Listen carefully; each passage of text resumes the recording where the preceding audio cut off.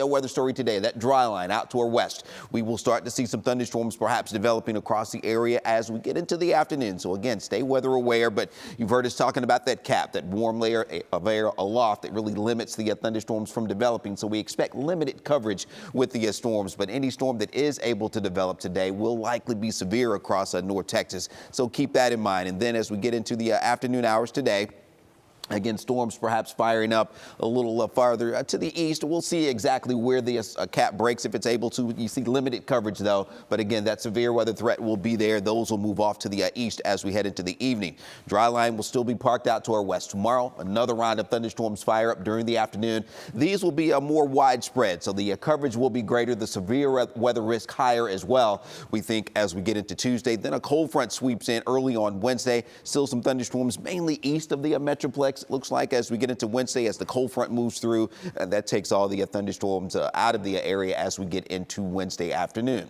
But we will have those chances with the storms over the next few days, so definitely stay weather aware. There's that slight risk for those storms across the area today. Damaging winds and hail will be the main concern, but that isolated tornado risk is there. Now that enhanced risk, level 3, as we get into tomorrow. So the tornado risk is going to be a little bit higher. Hail chances larger as well. The hail could be a little bit larger, maybe up to a baseball, tennis ball size hail, so we'll be having to watch that, and the strong 60+ mile-per-hour winds as well as we get into Tuesday.